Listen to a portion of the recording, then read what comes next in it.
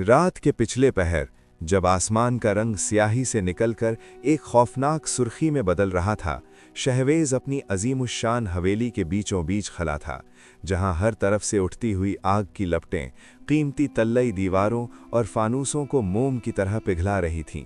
धुएं के काले बादल छत से टकराकर नीचे की तरफ एक अजाब की तरह उतर रहे थे और उन दीवारों पर लगी हुई शहवेज की बड़ी बड़ी तस्वीरें जलकर राख हो रही थीं, जैसे उसकी शख्सियत का हर निशान मिटाया जा रहा हो। उसने भागने की कोशिश में जब अपने भारी सागवान के दरवाजे को धक्का दिया तो वो बाहर से बंद था और बाहर खड़ी हुई खामोशी उस चीख से ज़्यादा भारी थी जो उसके फटे हुए गालों से निकलना चाहती थी, लेकिन सिर्फ एक घड़घड़ाहट बनकर रह गई। फर्श पर बिछी हुई कीमती कालीन अब एक सुलगता हुआ जाल बन चुकी थीं और उसके हाथों में पकड़ी हुई वो सोने की चाबी जो उसके पूरे शहर के गोदामों को खोलती थी, इतनी गर्म हो चुकी थी कि उसकी हथेली की जिल्द पिघलकर उस धातु के साथ चिपक गई थी, मगर बेबसी ऐसी थी कि वो उस चाबी वो फेंक भी नहीं पा रहा था। शावेज का नाम शहर की ऊंची इमारतों पर चमकता था, लेकिन उस चमक के पीछे उन हजारों लोगों का अंधेरा था जिनकी मेहनत को उसने अपने नाजायज मुनाफे की भेंट चढ़ा दिया था। उसका रोज का मामूल था कि वो अपनी महंगी गाड़ी में बैठकर उन बस्तियों के पास से गुजरता जिन्हें वो गिराकर अपने नए नए प्रोजेक्ट्स खड़ा करना चाहता था, और उसकी आंखों में उन गरीबों के लिए कोई दर्द नहीं बल्कि सिर्फ वो नक्शे होते थे जो उसे मजीद दौलत की दलदल में धकेल रहे थे। शावेज का तकब्बुर इस हद तक बढ़ चुका था कि वो रिस्क के बांटने वाले के कानून को भूलकर खुद को रिस्क देने वाला समझने लगा था, और हर वो मजदूर जो उसके सामने अपनी मजदूरी की बुराई करता उसे वो अपने जूतों की ठोकर पर रखता था। इसी सिलसिले में एक दिन उसकी मुलाकात रेहान से हुई, जो एक ऐसे बूढ़े बाप का बेटा था जिसने अपनी पूरी जिंदगी शावेज की मिल में मशीन चलाते हुए गुजार दी थी। लेकिन जब उस बूढ़े के फेफड़े रुई के धुएं से भर गए और वो काम के काबिल न रहा तो शावेज ने उसे एक पल में नौकरी से निकाल दिया, बिना ये सोचे कि उसके घर का चूल्हा कैसे जलेगा। रेहान, जिसके हाथों में मेहनत के निशान और आंखों में बाप की दवा के लिए उम्मीद थी, शावेज के दफ्तर के बाहर कई दिन खड़ा रहा, लेकिन वहां की सर्दी और पहरेदारों की गालियों ने उसे ये एहसास दिला दिया कि दौलत ने शावेज के दिल को पत्थर से भी ज़्यादा सख्त कर दिया है। शावेज अपने दफ्तर की बड़ी शीशे वाली खिड़की से रेहान को नीचे खड़ा देखता और अपने सेक्रेटरी से कहता कि ये कीड़े मकोड़े दुनिया में सिर्फ हमारे पैरों के नीचे दबने के लिए पैदा हुए हैं, और फिर वो अपनी कीमती सिगार का धुआं फिजा में छोड़कर उनकी बेबसी का मजा लेता। रेहान ने आखिरी बार जब शावेज की गाड़ी के सामने हाथ फैलाए तो शावेज ने गाड़ी रुकवाकर नीचे उतरने की जहमत की, लेकिन सिर्फ इसलिए ताकि वो उसे जलील कर सके। उसने अपनी जेब से एक नोट निकालकर हवा में उछाला और कहा कि ये लो और दोबारा अपनी मनहूस शक्ल मत दिखाना, मगर वो नोट हवा में उड़कर करीब के एक गंदे नाले में जा गिरा। रेहान ने उस नोट को नहीं उठाया, बल्कि उसने शावेज की आंखों में देखा जहां सिर्फ जहालत और गुरूर का राज था, और वहां खड़े खड़े उसने सिर्फ इतना कहा कि अल्लाह की लाठी बेआवाज है शावेज साहब, आज आप मुझे निचला दिखा रहे हैं, कल जब वो हिसाब मांगेगा तो आपके पास छुपाने को जगह नहीं होगी। शावेज का कहकहा पूरी सड़क पर गूंजा, लेकिन उसी वक्त फिजा में एक अजीब सा सन्नाटा छा गया। परिंदों ने दरख्तों से उड़ना शुरू कर दिया, जैसे वो किसी आने वाली मुसीबत को पहचान गए हों, मगर शावेज अपनी गाड़ी में बैठकर वहां से निकल गया, ये सोचे बगैर कि उसकी सल्तनत की बुनियादें उसी दिन से खोखली होना शुरू हो गई थीं जब उसने एक लाचार के रिस्क पर लात मारी थी। रेहान वहां से खाली हाथ लौटा, लेकिन उसकी खामोश दुआओं ने आसमान के दरवाजे खटखटाना शुरू कर दिए थे, और अल्लाह का इंसाफ जो कि ढील तो देता है मगर भूलता नहीं, अब शावेज के पीछे निकल चुका था। शहवेज की कामयाबी का नशा अब उस मुकाम पर था जहां उसे अपने गिर्द मौजूद जिंदा इंसान सिर्फ शतरंज के मुहरे नजर आते थे, और उसने शहर के सबसे बड़े हाउसिंग प्रोजेक्ट की बुनियाद रखने के लिए उस यतीम खाने की ज़मीन पर नज़र जमाई थी जो शहर के पुराने हिस्से में सदियों से कायम था। वो यतीम खाना जहां बेआसरा बच्चे अपनी तन्हाइयों का सुकून ढूंढते थे, शहवेज के लिए सिर्फ एक मुनाफा बख्श प्लॉट था, और उसने अपने सियासी असरो रुजूख का इस्तेमाल करते हुए रातों रात उस ज़मीन के कागजात अपने नाम करवा लिए, ये परवाह किए बगैर कि उन मासूमों का अब इस दुनिया में कोई ठिकाना नहीं रहेगा। उस रात जब यतीम खाने के हिफाजतकार एक बूढ़े दरगाह नशीन ने शहवेज के दरवाजे पर दस्तक दी और उसे अल्लाह के कहर से डराया, तो शहवेज ने अपने गार्डन में लगे फाउंटेन की आवाज़ को उनकी सदाओं से ज़्यादा अहमियत दी और उन्हें धक्के देकर निकलवा दिया। उसने समझ लिया था कि मिट्टी का हर ढेरा उसकी मिल्कियत है, मगर वो ये भूल गया था कि मिट्टी का असली मालिक वही है जो इंसान को मिट्टी से बनाता है और फिर मिट्टी में ही मिला देता है। वक्त गुजरता गया और शहवेज ने उस यतीम खाने की दीवारों को गिरवाकर वहां अपनी अजमत के मीनार खड़े करना शुरू कर दिए, लेकिन उन बुनियादों में लगने वाला हर पत्थर उन बच्चों की सिसकियों से भरा हुआ था जो बेघर कर दिए गए थे। अजीब बात यह थी कि शहवेज को अब रातों को नींद आना कम हो गई थी। उसके नए बने हुए पुरतैश और कीमती बेडरूम में, जहां हर चीज नर्म और मुलायम थी, उसे महसूस होता जैसे दीवारों से कोई सरसराहट हो रही है, जैसे कोई अनदेखी शख्सियत उसके बेड के पास खड़ी उसे देख रही हो। वो घबराकर उठता, पूरे कमरे की लाइट्स ऑन कर देता, लेकिन वहां सिर्फ उसकी अपनी परछाई होती जो दीवारों पर किसी देव कायकल साए की तरह फैली होती थी। मगर उसके दिल की धड़कनें अब हर गुजरते दिन के साथ एक अजीब से खौफ का पता देने लगी थीं, जो धीरे धीरे उसके जिस्म में सरायत कर रहा था। इसी दौरान रेहान, जो कि अब अपने बाप के इंतकाल के बाद शहर के एक कोने में मिट्टी के बर्तन बनाता था, उसने एक दिन शहवेज की गाड़ी को अपने इलाके से गुजरते देखा। लेकिन इस बार रेहान की आंखों में फरियाद नहीं, बल्कि एक अजीब सा इत्मीनान था, जैसे उसने अपना फैसला किसी बड़ी अदालत में जमा करा दिया हो। शहवेज ने जब रेहान की उन पुरसुकून आंखों को देखा तो उसे पहली बार अपनी दौलत और ताकत पर थोड़ी सी लर्जा तारी हुई, क्योंकि उसने महसूस किया कि उसके पास दुनिया की हर नेमत होने के बावजूद वो सुकून नहीं था जो उस मिट्टी से लथपथ नौजवान के चेहरे पर था। शहवेज ने उस दिन अपने ड्राइवर से गाड़ी तेज चलाने को कहा, लेकिन रास्ते में उसे हर तरफ वही पुरअसरार सन्नाटा महसूस होने लगा जो किसी बड़े तूफान के आने से पहले फिजा में छा जाता है। शहवेज के बिजनेस में अचानक अजीबो-गरीब रुकावटें आने लगीं। उसके वो प्रोजेक्ट्स जिनसे उसे अरबों रुपए मिलने थे, कानूनी पेचीदगियों का शिकार होने लगे, और उसके वो पुराने साथी जो कभी उसके जूतों की खाक साफ करते थे, अब उससे मुंह फेरने लगे थे। लेकिन शहवेज का तकब्बुर अभी भी उसकी आंखों पर पट्टी बांधे हुए था। उसने अपनी बाकी मांदा दौलत को बचाने के लिए मजीद गलत रास्ते इख्तियार किए और अपने मुलाजिमीन की तनख्वाहों में कटौती कर दी, जिससे उनके घरों में फाके आने लगे। वो समझ रहा था कि वो हालात को कंट्रोल कर रहा है, मगर हकीकत में वो अल्लाह की उस रस्सी में जकड़ा जा रहा था जो ढीली तो होती है मगर कभी टूटती नहीं, और हर वो कदम जो वो अपने बच्चों के लिए उठाता वो उन्हें तबाही के करीब ले जा रहा था। उसने अपने बेटे की सालगिरह पर एक अजीमुश्शान जश्न का इंतजाम किया, जहां शहर के बड़े लोग मधु थे। मगर उस जश्न की रात फिजा में अचानक ऐसी गर्मी और घुटन पैदा हुई कि लोग बेचैन होने लगे, और शहवेज को महसूस हुआ कि उसकी हवेली की दीवारों से अब धीमी धीमी जलने की बू आ रही है, हालांकि कहीं कोई आग नजर नहीं आ रही थी। शहवेज की सल्तनत में अब दरारें सिर्फ दीवारों पर नहीं, बल्कि उसके नसीब में भी साफ नजर आने लगी थीं, मगर वो अपनी आंखों पर बंधी हवस की पट्टी खोलने को तैयार न था।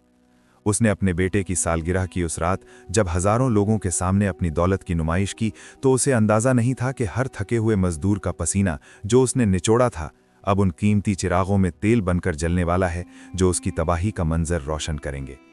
जश्न के दरमियान जब म्यूजिक अपने उरूज पर था और कह कहे गूंज रहे थे, अचानक पूरे शहर की बिजली गुल हो गई और हवेली के नए इंस्टॉल्ड जनरेटर्स ने भी साथ देने से इनकार कर दिया, जैसे कोई अनदेखी कुव्वत रोशनी को शहवेज की किस्मत से कुरेद कर निकाल देना चाहती हो। अंधेरे में जब सिर्फ चांद की फीकी रोशनी खिड़कियों से अंदर झांक रही थी, शहवेज ने महसूस किया कि उसके कीमती मरमर के फर्श पर किसी के नंगे पांव चलने की आवाज आ रही है। वो थप थप की आवाज जो किसी थके हुए मजदूर के कदमों जैसी थी, लेकिन जब उसने घबराकर मोबाइल की लाइट जलाई तो वहां कोई नहीं था, सिर्फ उसकी अपनी परछाई थी जो दीवार पर किसी सूली पर लटके हुए इंसान की तरह दिखाई दे रही थी। अगली सुबह शहवेज के लिए कयामत से कम न थी जब उसे खबर मिली कि उसके सबसे बड़े गोदाम में, जहां उसने गंदुम और ज़रूरी अशिया का ज़ख़ीरा कर रखा था ताकि महंगाई के वक्त मुनाफे पर बेच सके, वहां अचानक आग लग गई है और सारा अनाज राख बन चुका है। वो भागा हुआ वहां पहुंचा तो उसने देखा कि आग इतनी अजीब थी कि उसने सिर्फ उस हिस्से को जलाया था जहां गंदुम और रिज़्क मौजूद था, जबकि इमारत के बाकी हिस्से बिल्कुल महफूज थे, जैसे किसी ने चुन चुनकर उसके तकब्बुर के हर निवाले को जला दिया हो। शहवेज वहां खड़ा राख के ढेर को देख रहा था जब उसकी नज़र भीड़ में खड़े रेहान पर पड़ी जो वहां से गुजर रहा था।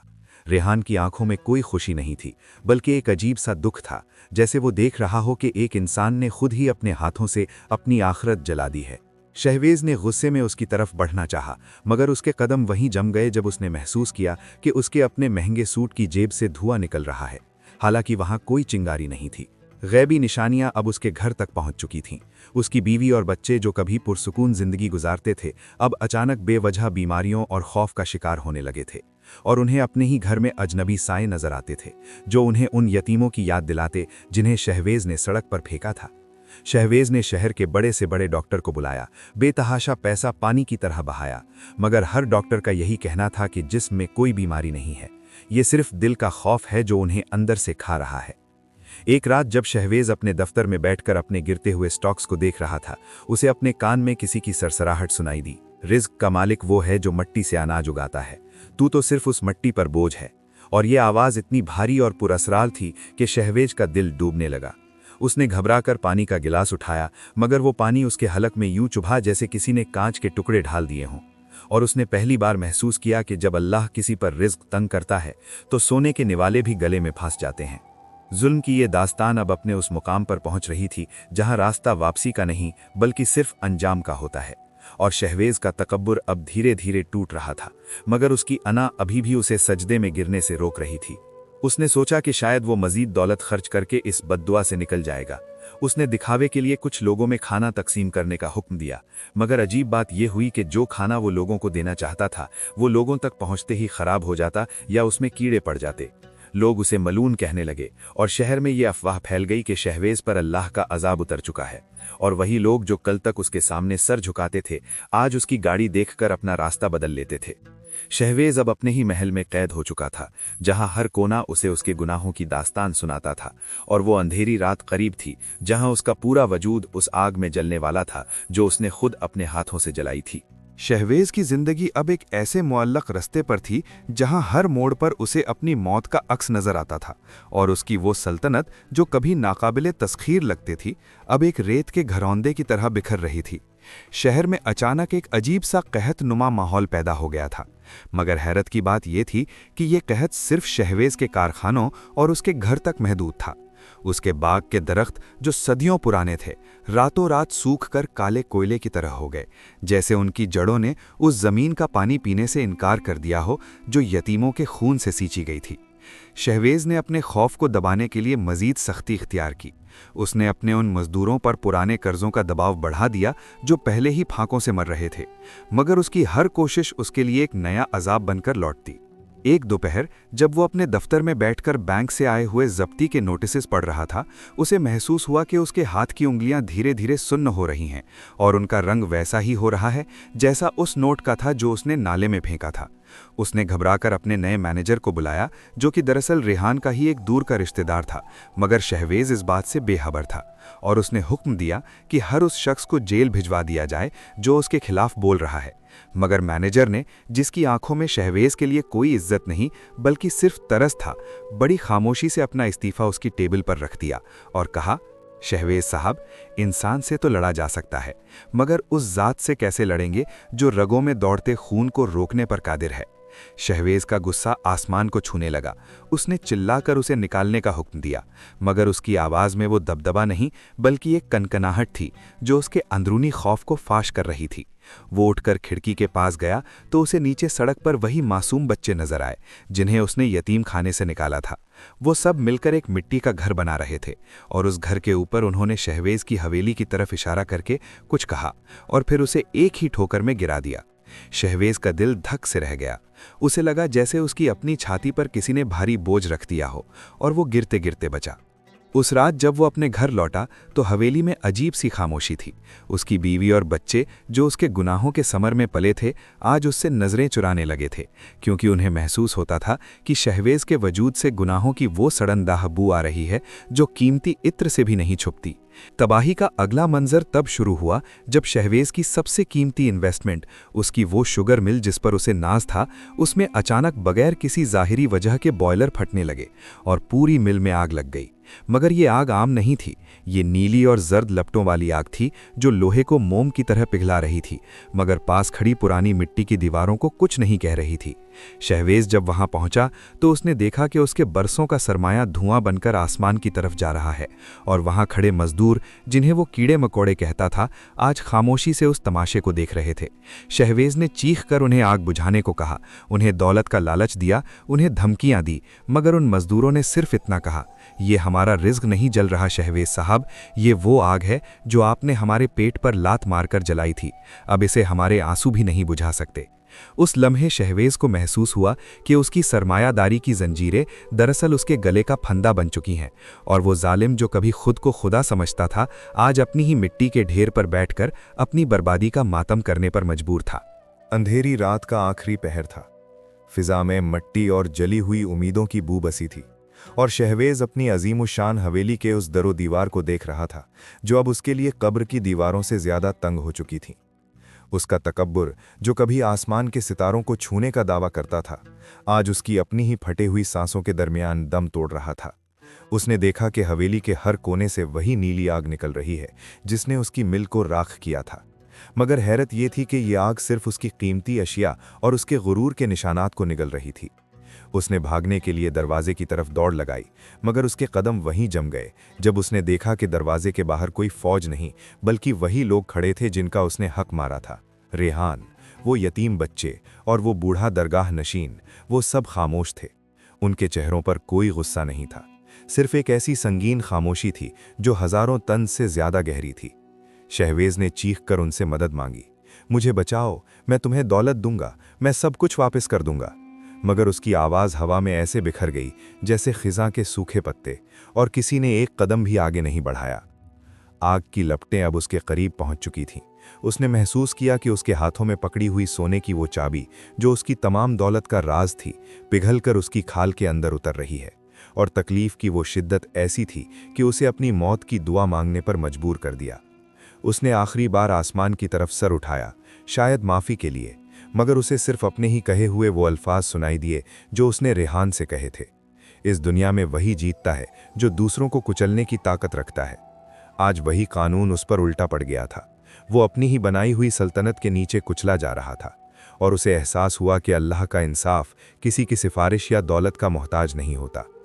उसने देखा कि उसकी पूरी हवेली अब एक अजाब का घर बन चुकी है, जहां हर शय उससे उसके गुनाहों का हिसाब मांग रही है, और उसकी वो आंखों की चमक जिसमें कभी गुरूर था, अब सिर्फ खौफ और बेबसी की लकीरों में बदल गई थी। अचानक एक जोरदार धमाका हुआ, और हवेली की वो भारी छत जिस पर उसने अरबों रुपए खर्च किए थे, शहवेज के ऊपर आ गिरी। मगर वो मरा नहीं, उसे जिंदा रहकर अपने तकब्बुर की राख को देखना था। वो मलबे के नीचे दबा हुआ था। उसकी आंखों के सामने उसकी सारी दौलत, सारे कागजात और सारा गुरूर राख बनकर उड़ रहा था। और तब उसने देखा कि रेहान उसके करीब आया। उसने शहवेज की हालत देखी और उसकी आंखों में आंसू आ गए, मगर ये आंसू दुख के नहीं बल्कि अल्लाह की किब्रियाई के थे। रेहान ने धीरे से कहा, शहवेज साहब, रिज्क का मालिक सच में अल्लाह ही है। आज आपके पास सोने के ढेर हैं, मगर एक घूंट पानी भी आपकी मिल्कियत नहीं रहा। शहवेज ने कुछ कहना चाहा, मगर उसके मुंह से सिर्फ मट्टी और राख निकली, और उसने अपनी बंद होती आंखों से देखा कि कैसे एक जालिम का अंजाम उसकी अपनी ही जलाई हुई आग में होता है। सुबह हुई तो शहर में सिर्फ राख का एक ढेर बाकी था, जहां कभी शहवेज का महल हुआ करता था। लोग वहां से गुजरते और एक दूसरे को वो किस्सा सुनाते कि कैसे एक शख्स ने अल्लाह की मखलूक पर जुल्म किया और फिर अल्लाह ने उसे इबरत का निशान बना दिया।